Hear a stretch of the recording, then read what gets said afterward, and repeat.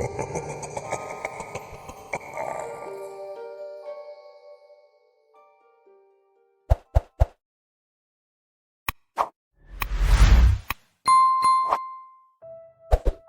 crisp autumn air bit at my skin as I approached the looming structure ahead. Its whitewashed walls seemed to glow eerily under the fading sunlight, casting long shadows that danced across the gravel pathway. The imposing entrance, framed by gargoyle-like statues, was flanked by two large, iron gates that creaked ominously as they swung open to reveal my new reality. I had read about the place, and as I stepped inside, I couldn't shake the feeling that I was stepping into a nightmare. "Welcome to Hollow Grove Psychiatric Hospital," a voice broke through my anxious thoughts. A nurse stood by the reception desk, her white uniform stark against the dimly lit room. Her smile was unnervingly cheerful, as if she was too aware of the darkness that lay beyond her perfect facade. "I'm Nurse Emily, please take a seat. We'll get you settled in shortly."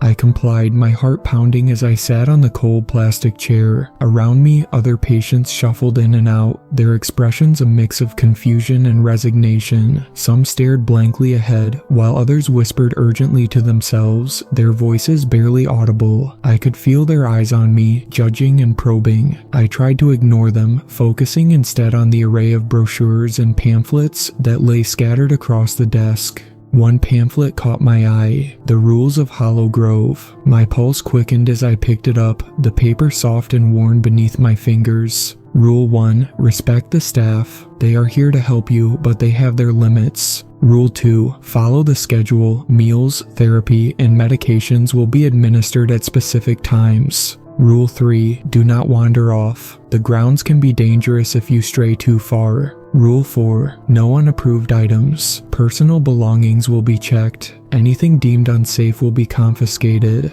As I read through the rules, a chill ran down my spine. What could be dangerous about wandering the grounds? And what would they consider unsafe? The rules felt suffocating, a heavy blanket of oppression that seemed to hang over me. My thoughts were interrupted by a sharp voice. "Come with me," Nurse Emily beckoned, her smile replaced by a serious expression. I stood, heart racing, and followed her down a long, sterile hallway. The walls were painted a pale green, the color of decay, and flickering fluorescent lights overhead cast eerie shadows that danced on the floor.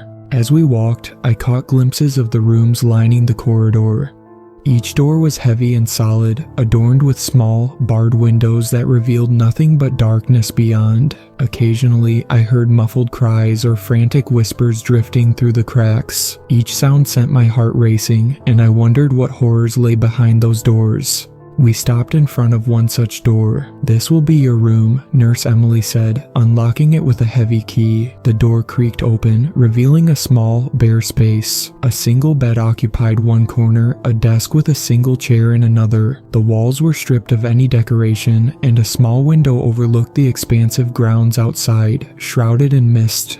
"Your belongings will be brought in shortly," she continued, stepping inside. "You'll find the bathroom down the hall. You have a roommate. She'll be here soon." I nodded, too overwhelmed to respond. As she left, the door clicked shut behind her, locking me in. I walked over to the bed and sat down, feeling the rough fabric of the blanket beneath me. The mattress sagged slightly, and I could feel every spring beneath me, a constant reminder of my isolation. I looked around, searching for something familiar, something to ground me in this new reality, but the emptiness echoed back. Time passed slowly in my cell. I tried to distract myself, counting the cracks in the ceiling and tracing the patterns in the blanket. Anxiety gnawed at me, a beast that grew stronger with every passing minute. I was alone in a strange place, surrounded by people whose stories I didn't know, yet I could feel their pain. Just as I was beginning to lose myself in despair, the door swung open. A girl about my age entered, her hair a tangled mess of dark curls that framed her pale face. Her eyes were wide and unfocused, darting around the room as if searching for something invisible. "Hi," she said, her voice shaky. "I'm Lily. You're the new one, right?" I nodded, still unsure of how to respond. There was something unsettling about her, a frantic energy that made my skin crawl. "Have you read the rules?" she asked, bouncing slightly on the balls of her feet. "You have to follow them. It's the only way to survive here."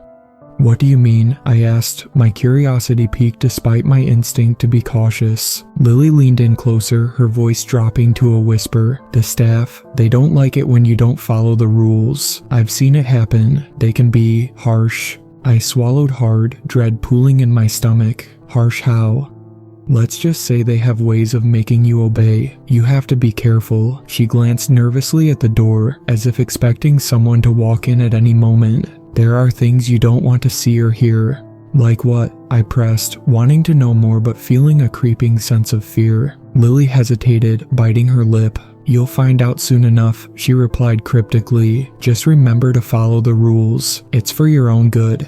The air felt thick with unspoken tension as she spoke, and I realized that this place was not just a hospital, it was a prison. As night began to settle over Hollow Grove, I lay in my bed, staring at the ceiling, haunted by Lily's words. I could feel the weight of the rules pressing down on me, tightening like a noose around my throat. Sleep evaded me, and I spent the night listening to the eerie sounds of the hospital, the distant wailing of another patient, the low hum of fluorescent lights, and the shuffling of feet in the hall. I wondered how many others were trapped in this place, each with their own secrets and stories, each fighting their own battles. As dawn broke, a harsh light flooded through my window, casting long shadows across the room. I sat up, groggy and disoriented, and glanced around. The reality of my situation washed over me like a cold wave. I was in a psychiatric hospital, cut off from the outside world, and surrounded by strangers who might be more dangerous than I realized. The day began with a loud bang on my door, waking me from my thoughts. Nurse Emily entered, clipboard in hand, and a stern expression on her face. "Time to get moving. Breakfast is in 10 minutes. I followed her out into the hallway where other patients were already gathering. Their faces were gaunt, hollowed by fear and despair. As we made our way to the dining room, I couldn't shake the feeling that we were being herded like cattle, led to a slaughterhouse. In the dining room, the atmosphere was tense, the air thick with unspoken words. Long tables lined the room, and patients were seated in silence, staring at their plates. The food was unappetizing, gray oatmeal and a slice of bread that looked like it had been sitting out for days. As I took my seat, I noticed a group of staff members standing by the entrance, their eyes scanning the room like hawks. I felt a shiver run down my spine. What were they watching for? Lily slid into the seat beside me, her eyes wide and frightened. "Remember the rules," she whispered, leaning in closer. "Stay quiet, and don't draw attention to yourself." I nodded, trying to mask my growing panic. I wasn't sure what I should be afraid of, but I felt it coursing through me, a raw instinct screaming for survival. After breakfast, we were herded into a common room for group therapy. A therapist named Dr. Adams introduced himself, his voice smooth and calming. He explained that the session would focus on sharing our feelings, but as I looked around at the hollow expressions of my fellow patients, I knew that sharing wouldn't come easily. One by one, patients began to speak. Their stories poured out in fragmented phrases: loss, pain, betrayal. Each revelation felt like a dagger to my heart, a reminder of the weight of suffering we all carried. When it was my turn, I hesitated, unsure of what to say. My mind raced with thoughts, but no words came out. I'm here because," I stammered, but the words faded into silence. I felt exposed, vulnerable under the weight of their gaze. Dr. Adams nodded encouragingly, but I could feel the pressure building. "Take your time, we're here to listen." But before I could collect my thoughts, a loud crash erupted from the hallway. The room fell silent, and all eyes turned to the door. The tension was palpable as we waited, breath held in suspense. Suddenly, 2 staff members burst into the room, dragging a struggling patient behind them. She screamed and writhed against their grip, her wild eyes filled with terror. "Let me go, I'll follow the rules, I promise."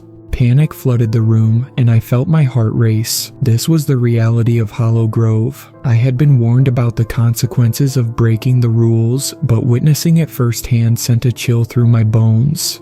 As the staff wrestled the girl out of the room, I turned to Lily, my voice trembling. "What happens to her?" Lily's expression darkened, and she glanced nervously toward the door. "They'll take her to the quiet room," she whispered. "It's where they put you when you can't follow the rules. It's not a place you want to end up." A cold sweat broke out on my forehead, and I couldn't help but feel a sense of dread settle over me. I had to obey the rules, no matter what it took. The realization was both terrifying and liberating. There was no other choice. As the session concluded, I felt a mix of relief and fear. I had survived the first day, but I knew that Hollow Grove was just beginning to reveal its dark secrets. I had to stay vigilant, to follow the rules, or risk being swallowed whole by the very darkness I was trying to escape.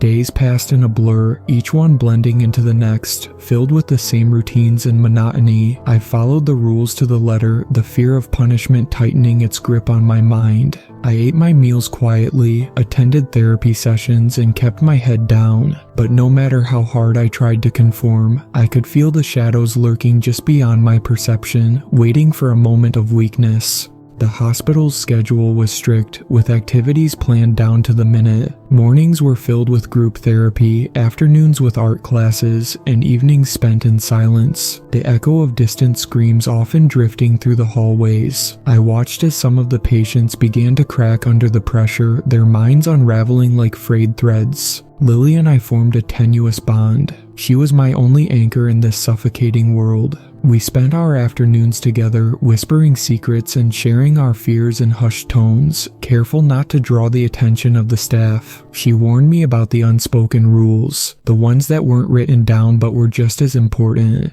"Don't trust anyone," she said one day as we sat in the corner of the common room, our voices barely audible over the muffled conversations around us. "Even the staff, they're not here to help you." "Oh, why do you say that?" I asked, feeling a chill run through me. "Because I've seen things," she replied, her voice trembling. "I used to be in a group with someone who went missing. They said she'd been transferred, but we never saw her again. I think they did something to her." A knot formed in my stomach. "What do you mean?"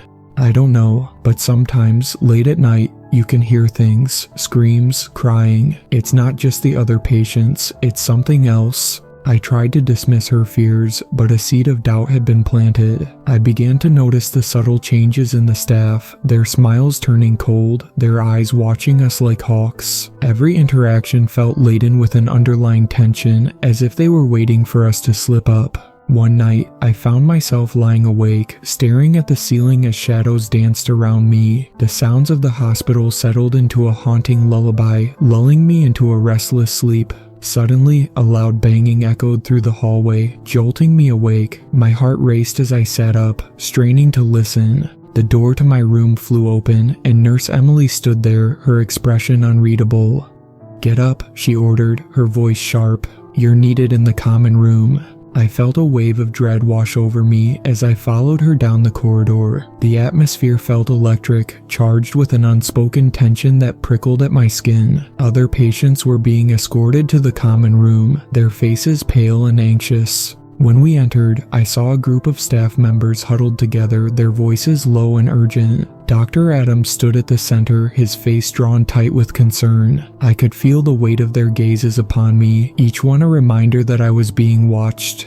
"What's going on?" I asked, my voice barely a whisper. Lily appeared beside me, her expression grave. "They found someone," she said, her voice trembling. "Another patient." My stomach dropped. "What do you mean?" But before she could answer, Dr. Adams turned to us, his tone commanding. "Listen up, everyone, we have a situation."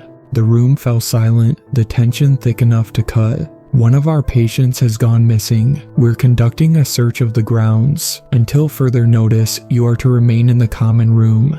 Panic rippled through the patients. The murmurs grew into a cacophony of fear and confusion. "What do you mean missing?" someone shouted. "How does someone just go missing?" Dr. Adams raised his hand for silence. "We believe she may have wandered off during the night. We'll find her, but we need your cooperation." "Is it true?" Lily whispered, her eyes wide with terror. "Do you think they'll find her?" I nodded, though dread filled my heart. There was something more to this, something that felt darker than what they were letting on. I could sense the fear radiating from the other patients, their expressions haunted and anxious. Hours passed, and the atmosphere in the common room grew heavier. The staff moved in and out, their faces tight with concern, but I could see the glimmer of something else in their eyes, something predatory. As night fell, the search dragged on, the air thick with tension. I felt trapped, claustrophobic in the growing sense of dread. What happened to the missing girl? And what would happen if they couldn't find her? Lily clutched my arm tightly. "We need to get out of here," she whispered urgently. "If they can lose someone this easily, who knows what else they're hiding?" "Where would we go?" I replied, my voice trembling. "We can't just leave." "There's a way," she said, her eyes gleaming with determination. "I've been watching. There's a gap in the fence behind the hospital. If we can make it there, we can escape." The thought sent a shiver down my spine. Could we really make a run for it? I was terrified of what lay outside the walls of Hollow Grove, but I was equally terrified of what might happen to us if we stayed. "We have to do it tonight," Lily urged, her voice low and urgent, "before they find out what's really happening here." As the clock ticked closer to midnight, I felt a growing sense of resolve. I couldn't let fear paralyze me. I had to act. I nodded at Lily and we began to formulate a plan. As the night deepened, I felt the oppressive weight of the hospital press down on us, the walls whispering secrets that were never meant to be heard. We were on borrowed time, and I could sense the darkness closing in around us. The clock on the wall ticked steadily toward midnight, each passing moment amplifying the urgency in my chest. I could feel the dread pooling within me, a viscous substance that threatened to choke me. What if we were caught? What if the rules that had governed our lives so tightly turned against us? But the thought of staying in this nightmare was even more terrifying. Lily and I exchanged furtive glances, our minds racing as we plotted our escape. "We need to wait for the night shift to change," she said, her voice barely a whisper. "That's when the staff will be the least attentive." I nodded, trying to stifle the flutter of anxiety in my stomach. The room was filled with a palpable tension, the air heavy with fear. Other patients whispered among themselves, but I could feel their unease, their uncertainty seeping into my own skin. We spent the next hour watching the staff, noting their movements and routines. The lights in the common room flickered, casting shadows that seemed to reach for us. I could feel the walls of Hollow Grove closing in, a tightening noose that threatened to suffocate us both. Finally, the moment came. The night staff began their shift change, their voices echoing in the hallway. I glanced at Lily and we exchanged one last, determined look. "Now or never," I whispered, my heart racing. We slipped quietly out of the common room, careful to avoid the gaze of the remaining staff members. The hallways were dimly lit, and the air felt electric with possibility. The distant sounds of the hospital faded as we navigated the winding corridors, our footsteps muffled against the cold tile floor. We reached the back of the hospital, the oppressive walls looming above us like sentinels. The gap in the fence was just as Lily described, a small space where the chain link had been damaged, offering a possible escape. I felt a mix of exhilaration and terror as we approached it, glancing back to ensure we weren't being followed. "Are you ready?" Lily asked, her voice shaky with adrenaline. "Ready as I'll ever be," I replied, my heart pounding in my chest. We crawled through the gap, the sharp metal biting into my skin as I squeezed through. The moment I emerged on the other side, a rush of cool night air hit me, invigorating and terrifying. I turned back to see Lily following closely behind, her face lit with a mixture of fear and determination. We found ourselves in a dense thicket of trees, the moonlight filtering through the leaves and casting dappled shadows on the ground. My heart raced as we stumbled forward, the sound of our footsteps swallowed by the night. But our freedom was short-lived. Just as we reached the edge of the property, we heard a distant shout, the voice echoing through the darkness. "Hey, stop right there." Panic surged through me, and I grabbed Lily's arm, pulling her deeper into the trees. "We have to run," I gasped, adrenaline propelling us forward. Branches whipped against our skin as we navigated the dense underbrush, the sound of pursuing footsteps growing closer. "They're coming for us," Lily cried, her breath hitching with every frantic step. I glanced back, catching a glimpse of flashlights bobbing in the distance, their beams cutting through the darkness like knives. "This way," I shouted, veering off the path we'd been following, desperate to throw them off our trail. The woods felt alive, each rustle and snap amplifying my fear. My lungs burned as we pushed ourselves further into the depths of the forest, the sounds of our pursuers fading slightly, but the fear remained. "Where are we going?" Lily panted, her eyes wide with terror. Anywhere but here, I gasped, my thoughts racing. I couldn't think about the hospital, the rules that had kept us trapped. All that mattered was escaping this nightmare. Suddenly, we burst into a small clearing, the moonlight spilling onto the ground like silver liquid. I stopped, panting heavily, scanning our surroundings. The forest loomed ominously around us, and the reality of our situation began to sink in. We were lost in the woods, far from the safety of the hospital, with no idea of where to go. "What now?" Lily asked, fear creeping into her voice. I opened my mouth to respond, but before I could find the words, a noise echoed from the tree line, a low, guttural sound that sent chills down my spine. I turned, my heart pounding, as something shifted in the shadows, emerging from the darkness. A figure stepped forward, its features obscured by the night. I could barely make out its shape, but the sheer presence of it sent a wave of dread crashing over me. "What are you doing out here?" a voice called, low and menacing. I glanced at Lily, her face pale and terrified. "Run," I shouted, grabbing her hand as we sprinted into the underbrush. The figure behind us gave chase, its footsteps crashing through the leaves and branches. I could hear its breath, ragged and angry, urging us to run faster. We stumbled through the trees, the fear propelling us forward, but exhaustion was creeping in. Just when I thought we might lose it, a beam of light cut through the darkness, illuminating our surroundings. I glanced back to see the figure pause, blinded by the light. It was then that I realized it was a security guard from the hospital, the very same ones who had been patrolling the grounds. "Stop," he yelled, raising his flashlight. "You need to come back." "Run," I screamed at Lily, urging her to keep going as I sprinted deeper into the woods, desperate to put distance between us and the guard. My heart raced, pounding in my ears as I heard the pursuit behind me. We veered off into the thick trees, the branches clawing at our clothes and skin. I could hear the guard shouting behind us, but I had no intention of looking back. The fear coursed through my veins, each breath a desperate plea for freedom. Finally, after what felt like an eternity, we stumbled into a clearing. A small abandoned cabin stood silhouetted against the moonlit sky. "Over there," I shouted, pulling Lily toward it. The door creaked open as we rushed inside, slamming it shut behind us. We leaned against the door, panting heavily, our hearts racing in our chests. "What do we do now?" Lily asked, her voice trembling. I glanced around the dimly lit cabin, the shadows twisting in the corners. "We hide. We can't go back. Not now." As we caught our breath, I couldn't shake the feeling that we weren't alone. The air felt charged, heavy with unspoken secrets. I scanned the room, taking in the dust-covered furniture and the faded photographs hanging on the walls. It felt like a place frozen in time, a sanctuary amidst the chaos. But even in this moment of reprieve, a creeping dread settled in my stomach. The hospital's rules loomed over us, and I knew that we had crossed a line that couldn't be uncrossed. Suddenly, a noise echoed from outside, the sound of footsteps approaching. My heart dropped. "They're coming," I whispered, fear pooling in my gut.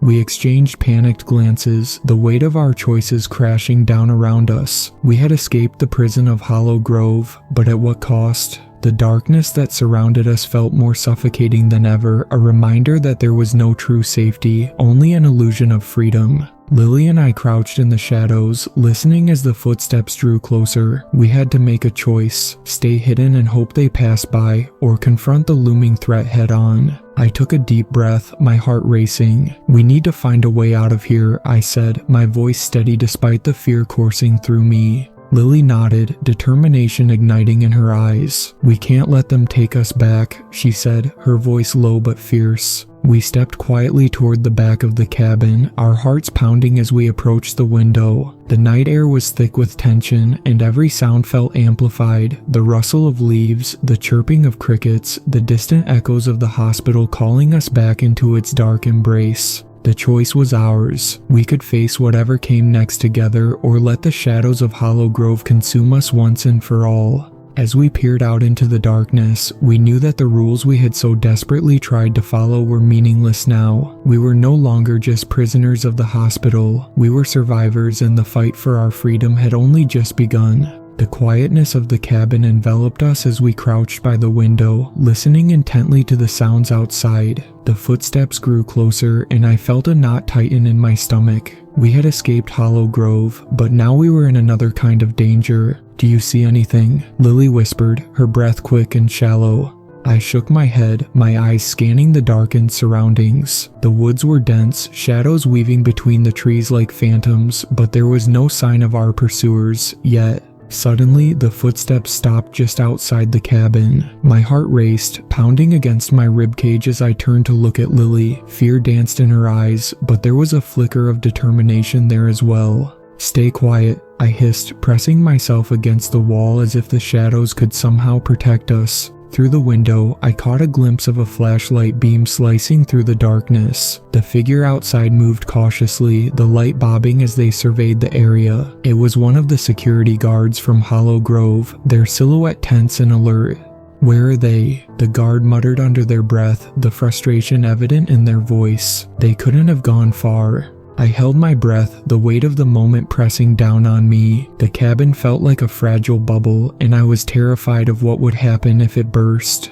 "What do we do?" Lily whispered, her voice barely audible. "We wait," I replied, my heart pounding in my ears. "They'll have to move on eventually." Minutes felt like hours as we huddled in the dark, the air thick with tension. The guard outside was relentless, sweeping the flashlight beam across the ground and around the trees. My stomach twisted with anxiety, a tight ball of fear that threatened to spill over. Finally, after what felt like an eternity, the guard took a step back, frustration etched across their face. "Damn it, they must have gone deeper into the woods," they said, their voice distant but growing fainter. With a sigh of relief, I felt my shoulders relax just a fraction. We had dodged a bullet, but the danger wasn't over. They would come back, and we had to figure out our next move. "What if we try to find a way to contact someone?" Lily suggested, her eyes lighting up with hope.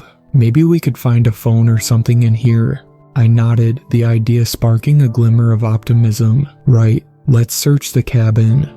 We began to scrounge through the dusty drawers and cobweb-covered corners, our hearts racing as we searched for anything that could help us. Old newspapers, forgotten books, and rusted tools littered the surfaces. As I rummaged through a desk drawer, my fingers brushed against something cold and metallic. I pulled it out, a small, old-fashioned lantern. "Not exactly what we need, but it might come in handy," I said, holding it up for Lily to see. "Look over here," Lily called from the other side of the room. I turned to see her kneeling by a small pile of boxes, her eyes wide with excitement. "What did you find?" "I think it's an old radio," she exclaimed, pulling out a dusty handheld radio, its surface scratched and faded. "If it still works, we might be able to get a signal." I rushed over to her side, heart racing. "Do you know how to use it?" "I've seen it done before. Let's give it a shot." We sat down on the floor, the old wood creaking beneath us as we fumbled with the radio. Lily turned the knobs, her fingers trembling with a mix of excitement and fear. After a few attempts, static filled the air, crackling and popping like a thunderstorm. My heart raced, a rush of adrenaline surging through me. "Can you get anything?" "I'm trying," she replied, her voice strained with concentration. "Hello?" I called out, my voice echoing in the small space. "Is anyone there? We need help." Static crackled again, and for a moment, I thought I heard a voice, a faint whisper that sent chills down my spine. "Keep trying," I urged her, my heart pounding with hope and fear. Lily continued to twist the dials, frustration etching her features. "Come on, come on." Just when I thought we might have to give up, a voice broke through the static, clear and strong. "Hello, this is Officer Daniels. What's your location?" Lily's face lit up, and we exchanged wide-eyed looks of disbelief. "We're in a cabin in the woods near Hollow Grove Hospital," I blurted out, the words tumbling from my mouth in a rush. "We need help. We escaped, but they're looking for us." "Stay calm," the officer replied, their voice steady and reassuring. "We're aware of the situation. Can you give me any landmarks? We'll send someone to you." My mind raced as I scanned the surroundings, trying to recall anything that could help pinpoint our location. There are trees all around us, and I can see a clearing not far from here. There might be an old trail heading south. "Okay, stay put. We're sending a team your way. Keep that radio on," the officer instructed. Lily and I exchanged looks of disbelief, the tension in the air easing just a bit. "They're coming," she breathed, a mixture of hope and fear swirling in her eyes. "We need to stay hidden until they arrive," I said, the reality of our situation settling in. "Let's find a place to wait." We carefully moved away from the windows, our hearts still racing with adrenaline. The radio crackled softly in the background, a reminder that we weren't alone anymore. As we huddled together in the dark corner of the cabin, the reality of our escape began to sink in. We had faced the darkness of Hollow Grove and emerged on the other side, but the shadows still lingered, threatening to pull us back in. We waited in silence, listening to the distant sounds of the woods, the rustling leaves and the hoot of an owl breaking the stillness. I couldn't shake the feeling that something was still out there, lurking in the darkness, watching us. And then, just as I began to relax, the sound of footsteps echoed from outside, followed by a voice calling out, "Hello, is anyone in there?" Lily and I froze, our eyes wide with fear. "It's them," I whispered, dread creeping up my spine. "What do we do?" she asked, panic rising in her voice. "Stay quiet, let me check first," I said, inching toward the door, my heart racing. I peeked through the small window, my breath hitching in my throat. I could see the outline of a figure just outside, their flashlight beam sweeping across the ground. "Who's there?" the voice called again, more demanding this time. I held my breath, my heart pounding as I considered my options. If it was one of the guards, we couldn't risk being caught. But if it was the police, they could help us. "Please, we need to know you're safe," the voice urged again, closer now. I took a deep breath, summoning my courage. "We're here," I shouted, opening the door just a crack. "We need help." The figure stepped into the light, revealing a police officer, their face serious but relieved. "Thank God you're okay," they said, their voice steady. "We've been looking for you. Is anyone else with you?" "It's just us," I replied, stepping out into the moonlight. "We escaped Hollow Grove. We need to get out of here." The officer nodded, concern etching their features. "Follow me. We have to get you to safety." Lily and I exchanged a look of disbelief as we stepped outside, the night air cool against our skin. It felt surreal, like waking from a nightmare into a reality we barely recognized. We followed the officer into the woods, our hearts racing with both fear and relief. The sounds of the forest surrounded us, a symphony of rustling leaves and distant animal calls. As we moved deeper into the trees, I could see the glow of lights up ahead. More officers were waiting, their presence a beacon of hope.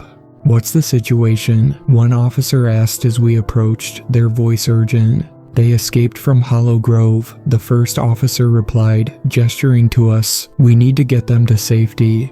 The realization of our escape settled over me like a warm blanket, the fear of the hospital's shadows slowly lifting. We were free, but the fight wasn't over yet. "We're going to get you out of here," the officer said, leading us toward a waiting vehicle. "You're safe now." As we climbed into the back seat, I glanced back at the dark trees, the shadows that had haunted us for so long. Hollow Grove was behind us, but the memories would linger, a constant reminder of the darkness we had faced. As the car pulled away, I felt a sense of finality wash over me. The nightmare was over, but the road ahead was still uncertain. Lily reached over, squeezing my hand tightly. "We did it," she said, her voice filled with disbelief. "Yes, we did," I replied, a small smile breaking through the fear. But even as we drove away, I couldn't shake the feeling that the darkness would always be there, waiting just beyond the edges of our memories. We had survived, but the fight for our freedom had only just begun.